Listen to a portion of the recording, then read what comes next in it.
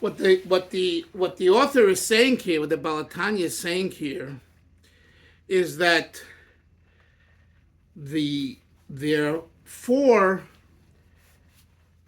punishments in the Torah called the 4 Misas Bezdin. It's the death of the court. 4 different.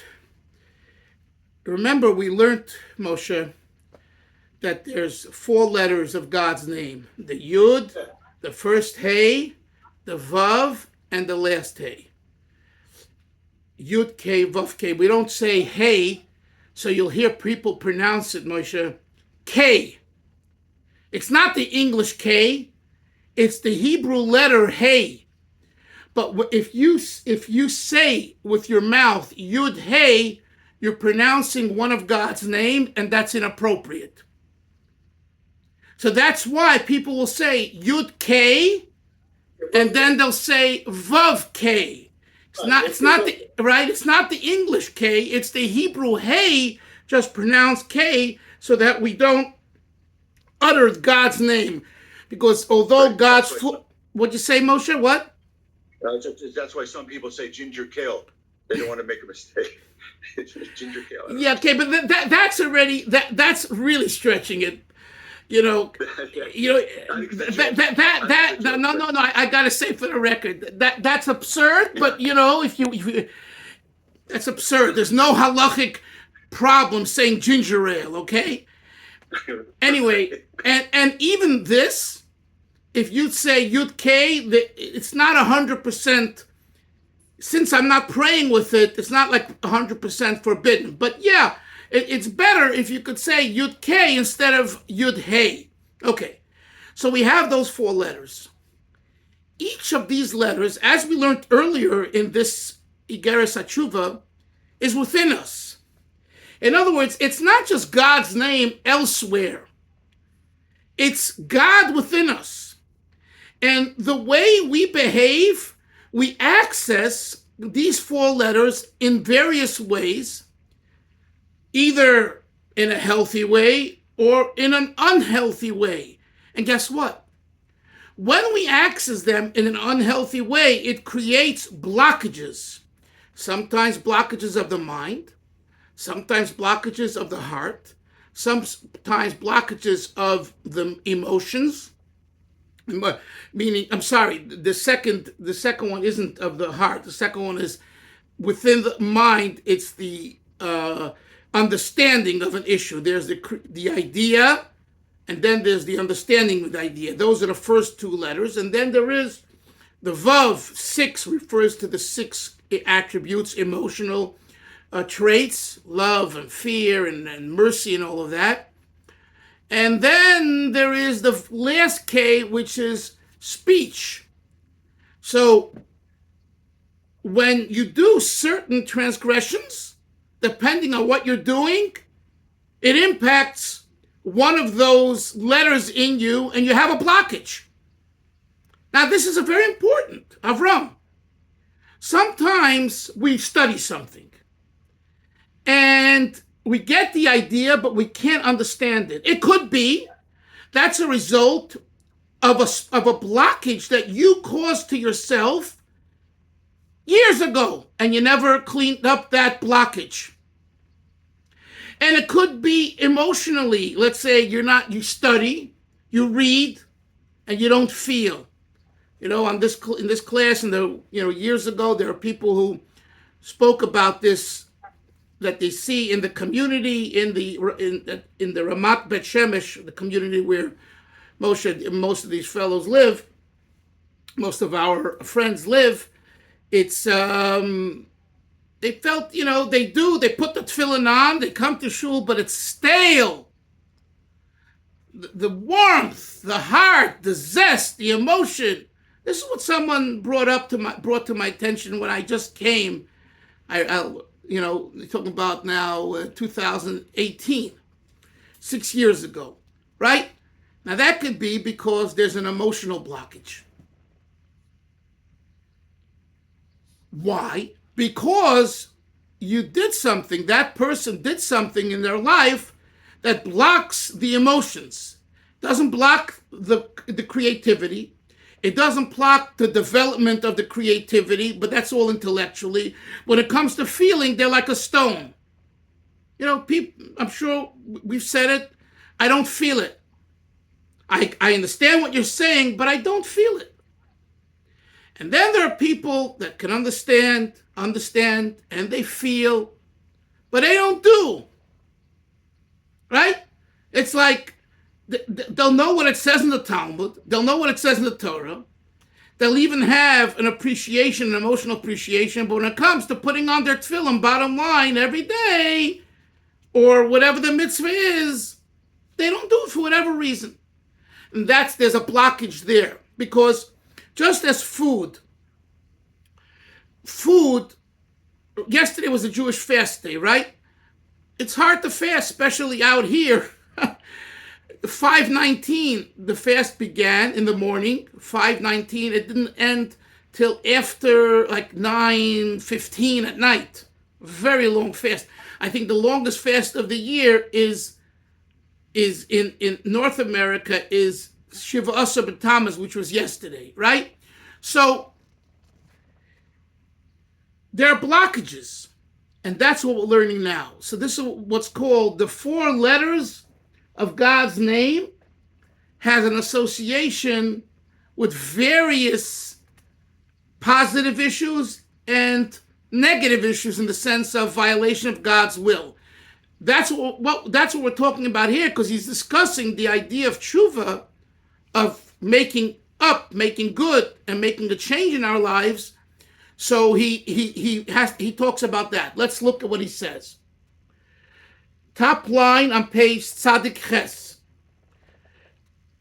The last 2 words. Milvad, shal pi asoid, in addition to the fact that based on the esoteric idea, kol hapoigim, whoever blemishes, be'ois yud shel shem yud kei vav kei, the letter yud of the holy name, the tetragrammaton, the name of 26, the 4-letter name of God, ki'ilu neschayev skila.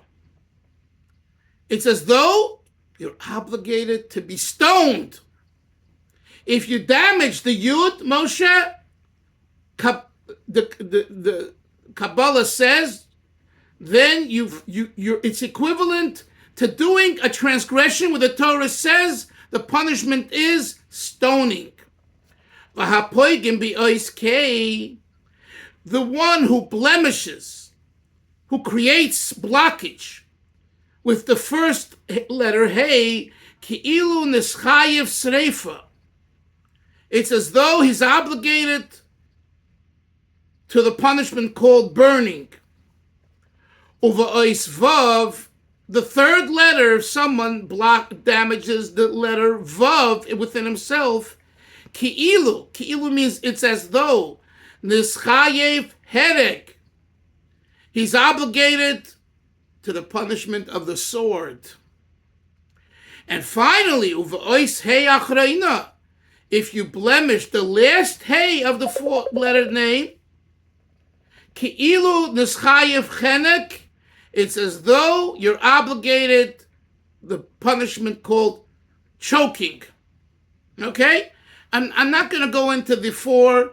It's in the Torah. You can look it up in various places. But these are called the 4 punishments of death, because ultimately you die from these things. And it's very severe. One second, Moshe. V'hamevatel krishma, and the person who desecrates Shema. What does it mean, Avram desecrating Shema? You miss the time of Shema. There's a morning time for Shema. Right? Sometimes davening at Karl Bach Shul in Ramat Bet Shemesh, it's nice that they have a late minyan, but you got to make sure to do the Shema at least.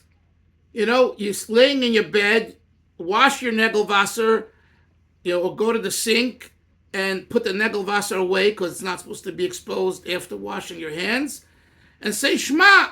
Of course, it's better if you get rest, but at least say the Shema, because if you miss the Shema, Look what it says here. Amavatal krishma pogame ba'ois yud. There too, you're blemishing, you're damaging the letter yud of the four-letter name. V'tfilin, if you don't put on tfilin, ba'ois hey, he says you're damaging the letter hey. V'tzitzis, and not wearing tzitzis when you're obligated to. Ba'ois vav, v'tfila, and you don't pray when you should be praying. Ba'ois hey, the last hey. The point being, the author shows us that the various transgressions have an impact on the name of God. So that, on one hand, we need to know the script. If you don't know the script, it's no good. You need to know the script, right? If you go 85 miles in a 55-mile zone, you're getting ticketed. If you're going only 60 on a 55-mile zone, you probably can get away with it. So when I was driving on the Palisades, Moshe Drucker, who's from New Jersey, I don't know if Moshe Meyer is aware of it, there's a highway called the Palisades. It's a beautiful drive, but it's 55 on it. Okay, it's 55. So there was once I was going once a week from Brooklyn to Rockland County to Muncie, and I was still really unaware of the situation on the ground because that's not my hub, and I drove probably 70. It's very easy there because there's no traffic usually, and it's beautiful. Well, I got stopped and ticketed, and I had to spend pretty much a whole day between going and coming and being there for hours in court, and they fine you $200-300. I mean, it's like steep within steep. So I learned my lesson, okay? But what's my point? I learned that if you go less than 10 miles over the 55 speed limit on the Palisades, they're not going to ticket you. If you go 66 and they're there, you're getting a ticket. If you go 63, 99.9, they're not ticketing you. Okay? My point is, by knowing this, if you end up driving, so, or you put your cruise control, or you're careful not to go over 65. In other words, you need to know the facts on the ground. And you need to know that for this issue, you're hurting the yud, you're hurting the vav, you're hurting the k, you're hurting the whatever, right? And these are the punishments, these are the issues. Just to put a blind eye and say, I don't care, But then you have a complaint against God why there's no money in the bank, or you have a complaint why I have a fight with my parents or my kids or my friends, on and on and on. Well, guess what? It's all a result of damaging the Yud K Vav K. Now, who thinks about this? Come on. I have a sibling rivalry. My brother and my sister, they want more money from my parents' estate. Comment, right? Well, that's the logical reason that people argue about an estate when parents pass on and all of that many times, unfortunately. But spiritually, it's something much different. That's what he's saying over here. Let's continue. I want to just finish the chapter. The Alter Rebbe says, from this brief lesson about these particular transgressions and everything that we discussed, one can learn and understand about all other transgressions, the chatoyim and sins, ubitl Torah, and especially when you waste time and you don't learn Torah, and you have the time to study, but you're playing games on your computer or surfing the net and just wasting away. I'm not talking about if it's necessary for work. I'm not talking about, once in a while to air out.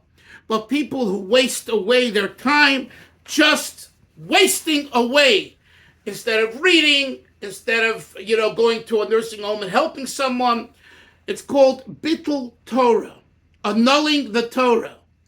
So the rabbis say, v'talmud Torah u'bittul Torah keneged kulam. It's worse than everything else. It's worse than not putting on tefillin. It's worse than not wearing tzitzis. You hear that? It. You know, whenever I come across this, I'm like, it's overwhelming. Who gets a chance to learn every moment? I don't. And, you know, sometimes I waste time. Well, I have to deal with this. So, what do I walk away with? Not as a coward. I walk away with do more, do better, waste less time. Okay? Here I am, a week and a half. Tomorrow night I come back, God willing, to New York, right? And, you know, my wife's been asking me, so what are you doing? Busy. I haven't had really a moment to breathe. I'm going from one to the other, and I'm so happy. I love being busy on my trips, and I say when I'll get back to Brooklyn, I'll sleep there. You know, I'll rest up over there. Here, another interview, another conversation, meet more people, give more lectures, more research. That's why I'm here. So I'm sleeping. I got up 5 this morning, went to sleep, I think between 12 and 1, was up every hour, couldn't sleep, I don't know why.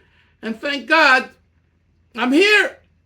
And I got a very big day. I got to present the lecture at 12:30, and then have a very important meeting at 5, and then giving another lecture at 7:30 at night on reincarnation and soul issues, the second of the 2 lectures that I've given here to college students and young professionals. Right? Okay, great. But, you know, time is... So my point is, Bittul Torah is something that we need to really cherish and value. And the Alter Rebbe says, this is why we need to do tshuva. Moshe, what did you want to say? It seemed like you wanted to say something earlier? Yeah, you may have answered part of it sorry, it was me, Moshe Myers, yeah?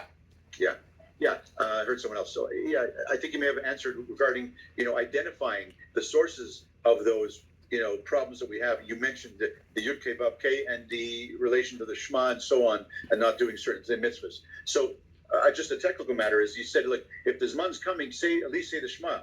But if we haven't said Birkas Torah, isn't that another Rebbeira? No, because one is rabbinic and one is biblical. But, Moshe, you have a rabbi there. You need to ask your rabbi for a ruling. I don't want to be the one to give you a ruling.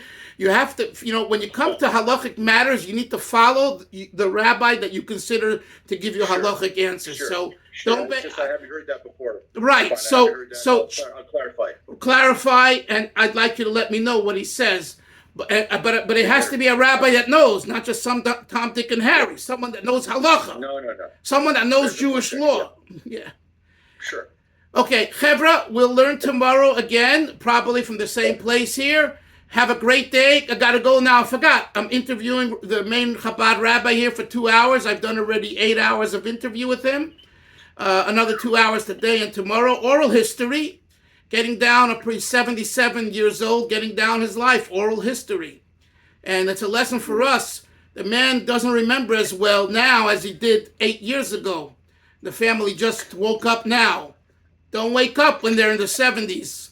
Wake up when they're in the 60s and have your parents and friends interviewed. Shalom, bye-bye. Take care. See you all tomorrow. Bye. Take care. Thank you. Bye-bye. Have a good day.